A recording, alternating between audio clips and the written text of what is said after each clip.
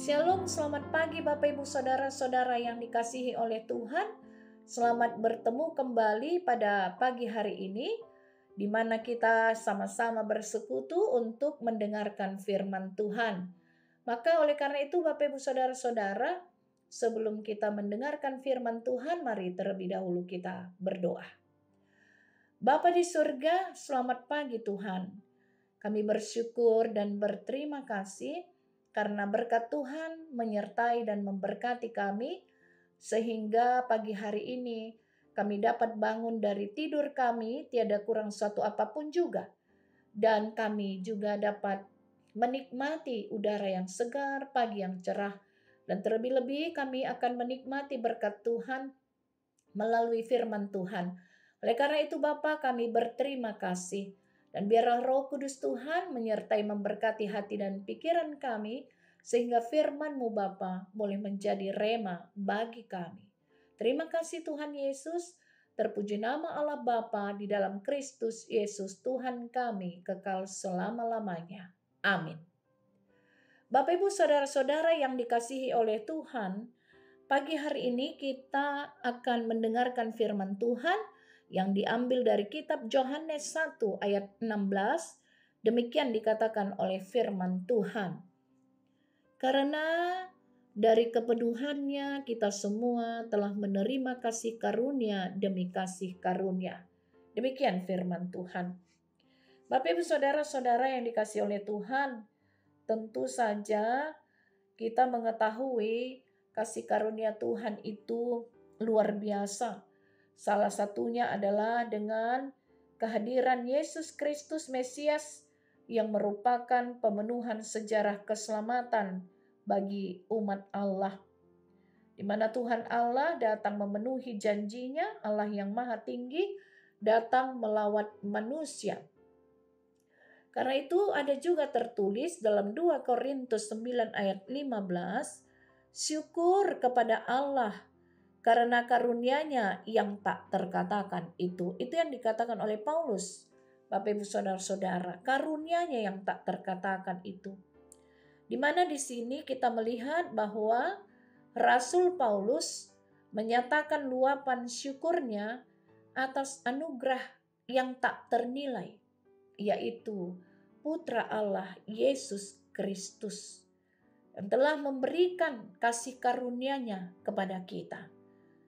Kata tak terkatakan merupakan istilah yang dipakai untuk menjelaskan sesuatu yang tidak lagi dapat dijelaskan dengan kata-kata. Kalimat ini Bapak Ibu Saudara-saudara menyatakan betapa besarnya cinta kasih Allah dengan mengaruniakan anaknya yang tunggal bagi kita. Karena itu Tuhan Yesus menjelaskan tentang besarnya cinta Allah melalui berbagai cara. Salah satunya adalah melalui perumpamaan domba yang hilang. Dikisahkan dalam cerita perumpamaan domba yang hilang, sang gembala rela meninggalkan 99 dombanya yang lain demi mencari satu domba yang hilang. Ini berarti bahwa jika saya ataupun saudara adalah satu-satunya orang di dunia, maka Allah akan tetap mengirim Yesus Kristus untuk menyelamatkan saya ataupun saudara. Karena itu sebagai timbal balik tentunya Tuhan Yesus menginginkan respon manusia yang didasari oleh kerelaan untuk mengasihinya dengan segenap hati. Bapak Ibu Saudara-saudara, kita tahu bahwa kasih karunia Allah itu begitu luar biasa, begitu banyaknya. Bukan hanya keselamatan yang daripada Tuhan Yesus yang diberikan kepada kita. Bahkan sampai hari ini hidup kita dipenuhi dengan kasih karunia Allah. Kasih karunia demi kasih karunia setiap hari, setiap detik, setiap jam Tuhan berikan kepada kita. Melalui apa? Melalui pertolongannya, melalui penghiburan, melalui pengampunannya, melalui kekuatan yang diberikan kepada kita, melalui berkat-berkat Tuhan yang tercurah bagi kita, melalui kelepasan yang kita alami, kelegaan yang diberikan kepada kita, diberikan juga kita kemampuan, kita juga diberikan pengajaran dan sebagainya Bapak Ibu Saudara-saudara. Tidak terkatakan banyaknya kasih karunia Allah. Karena itu, apa yang dicatat oleh Alkitab tentang bagaimana kita harus merespon kasih karunia yang diberikan Allah kepada kita, secara jelas di dalam Ulangan 10 ayat 12, di sana dikatakan, maka sekarang, hai orang Israel, apakah yang dimintakan daripadamu oleh Tuhan Allahmu selain dari takut akan Tuhan Allahmu, hidup menurut segala jalan yang ditunjukkannya, mengasihi Dia, beribadah kepada Tuhan Allahmu dengan segenap hatimu dan dengan segenap jiwamu. Itulah yang dimintakan oleh Tuhan Allah untuk bagaimana kita merespon cinta kasih Tuhan kepada kita. Kita harus hidup menuruti segala jalan yang ditunjukkannya, mengasihinya dengan sungguh-sungguh, beribadah kepadanya dengan sungguh-sungguh, mengasihi Tuhan dengan segenap hati dan dengan segenap jiwa kita. Namun Bapak Ibu Saudara-saudara, yang menjadi masalah adalah bahwa manusia yang telah menerima karunia daripada Tuhan Allah di dalam Kristus Yesus seringkali sulit meresponi cintanya dengan benar. Cintanya maksudnya di sini cinta Tuhan kita. Kita sulit merespon cinta Tuhan dengan benar karena kapasitas hati kita yang kadang-kadang mungkin terlalu kecil akibat mengerut oleh dosa. Karena itu kita hanya perlu ingat apa yang disampaikan oleh Rasul Yohanes.